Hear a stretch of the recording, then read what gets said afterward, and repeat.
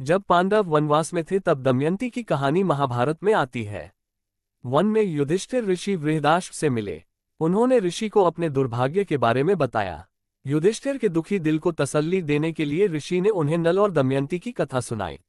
ये कहानी विदर्भ की सुंदर राजकुमारी दमयंती की सुदर्शन पुरुष नल को अपना पति चुनने की है। नल और दमयंती की 2 संतानें थीं। 12 सालों से दोनों एक सुखी वैवाहिक जीवन व्यतीत कर रहे थे।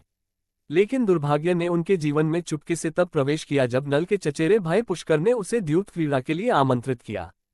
उस द्यूत क्रीड़ा में नल अपना सर्वस्व हार गया। उसे अपना सब कुछ छोड़कर केवल शरीर में धारण किए गए वस्त्रों के साथ महल से जाना पड़ा। दमयंती अपने पति के साथ सब कुछ छोड़कर जाना चाहती थी।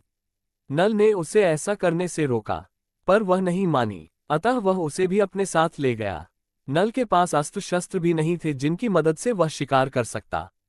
उसने शरीर में धारण किए गए वस्त्र से कुछ पक्षियों का शिकार करने का प्रयास किया, पर पक्षी उसका वह वस्त्र भी लेकर उड़ गए।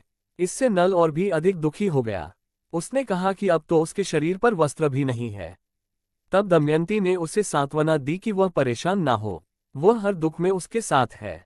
ये कहकर दमयंती ने अपने वस्त्र का आधा हिस्सा फाड़कर नल को दे दिया। रात में जब वह दोनों सो रहे थे, नल अपनी पत्नी दमयंती की दुर्दशा देखकर बहुत दुखी हुआ। दमयंती की विपत्तियों का कारण वह स्वयं को मान रहा था। वह ये सोचकर सोती हुई दमयंती को वन में छोड़कर चला गया कि उसे न पाकर दमयंती अपने पिता के घर चली जाएगी। लेकिन नल का सोचना गलत था। अपने पिता के घर जाने की जगह दमयंती नल को वन में ढूंढते हुए इधर उधर भटकने लगी। अकेले भटकते हुए उसका सामना कुछ दुष्ट लोगों से हुआ, पर वह साहस के साथ उनसे बचकर निकल गई। इस तरह चेदी राज्य में पहुंच गई। वन में भटकते हुए सुंदर दमयंती का रूप मलिन हो गया था। उसे देखकर बच्चे उस पर पत्थर बरसाने लगे।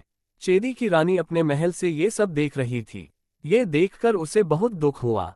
उसने दमयंती को अपने महल में बुलवा लिया। दमयंती रानी की सेविका बन गई। उसने अपना परिचय सहरंध्री के नाम से दिया। वह रानी की प्रसादिका बन गई। कुछ दिनों तक दमयंती चेदी राज की रानी प्रसादिका बनकर महल में रहती है। लेकिन एक दिन एक पुरोहित ने उसे पहचान लिया। उसे अपने पिता के घर जाना पड़ा। उसने अपने पिता से इच्छा जताई कि वह अपने पति नल को ढूंढना चाहती है।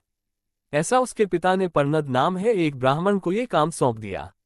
लेकिन वह ब्राह्मण नहीं जानता था कि नल को कैसे पहचाना जाए। अतः दमयंती ने उससे कि अपनी यात्रा के दौरान तुम मेरा सिखाया हुआ ये गीत गाते रहना। ओ द्यूत में अपना राजपाट सब हार जाने वाले, अपनी पत्नी से आधा वस्त्र रहने के बाद उसे जंगल में छोड़ देने वाले, तुम कहाँ हो? तुम्हारी प्रेयसी तुम्हें याद करती है। दमयंती जानती थी कि इस गीत को सुनकर केवल नल ही पहचान पाएगा कि यह गाना उसके लिए गाया जा रहा है। अतः ब्राह्मण सारे रास्ते यही गीत गाता गया। जब वह अयोध्या पहुंचा तो वहां के राजा ऋतुपर्ण के बौने तथा कुरूप रसोइये ने इस गीत का जवाब देते हुए कहा, उस हतभागी की प्रेयसी तुम दुखी ना हो, जिस मूर्ख ने अपना सब कुछ द्यूतक्रीड़ा में गवा दिया, जिसके वस्त्र पक्षी लेकर उड़ गए, जो आधी रात में तुम्हें अकेला छोड़कर चला गया। तुम्हारा वह प्रेमी तुम्हें बहुत चाहता है। पर्णदा यह उत्तर सुनकर फौरन दमयंती के पास वापस गया। उसे सारी बात बताई। दमयंती ने कहा कि वह जरूर नल होगा। ब्राह्मण ने कहा कि वह नल नहीं हो सकता है। जिसने गीत का उत्तर दिया वह बहुका नाम का बौना और कुरूप व्यक्ति था।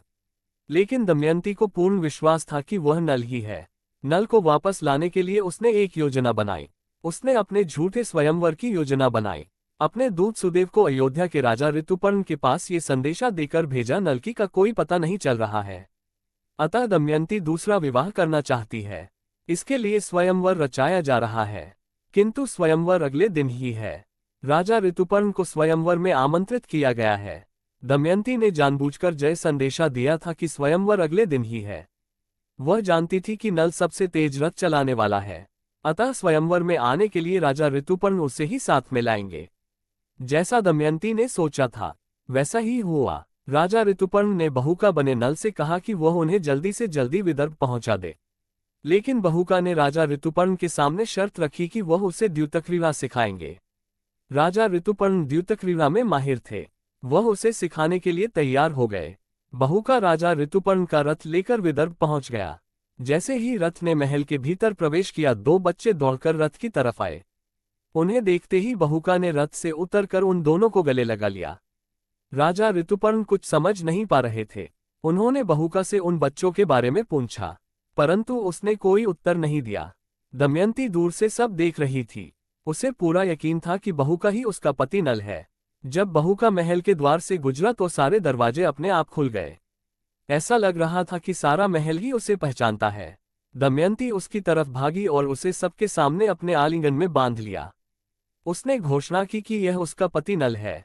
सबको ये सुनकर बड़ा आश्चर्य हुआ, क्योंकि जो व्यक्ति के सामने खड़ा था बौना और कुरूप था, जबकि नल एक सुदर्शन पुरुष था। अपनी चुप्पी तोड़ते हुए सबको बताया कि वही नल है। उसने बताया कि उसका सामना करकोटक नामक एक विषैल में नाम से हुआ था। उसके फुफकारने से ही नल बौना कुरूप हो गया, लेकिन उस नाग ने उसे वरदान में एक ऐसा वस्त्र दिया था जिसे ओढ़ते ही वह अपने असली रूप में आ जाएगा। उस नाग ने ही उससे कहा था कि वह अयोध्या के राजा ऋतुपर्ण के पास जाकर उनसे द्युतक्रीड़ा के हुनर सीखे। नल के द्वारा नाग का दिया वस्त्र ओढ़ते ही वह पुनः सुदर्शन पुरुष बन गया। सारी कहानी जानकर राजा ऋतुपर्ण नल और दमयंती के प्रेम से बहुत प्रभावित हुए। उन्होंने नल को द्युतक्रीड़ा के सारे गुण सिखा दिए। कुछ दिनों के बाद नल ने अपने चचेरे भाई पुष्कर को द्युतक्रीड़ा के लिए आमंत्रण दिया। नल ने कहा कि इस बार वह अपनी सुंदर पत्नी दमयंती को दांव पर लगाएगा। ये सुनकर पुष्कर द्युतक्रीड़ा के लिए तैयार हो गया।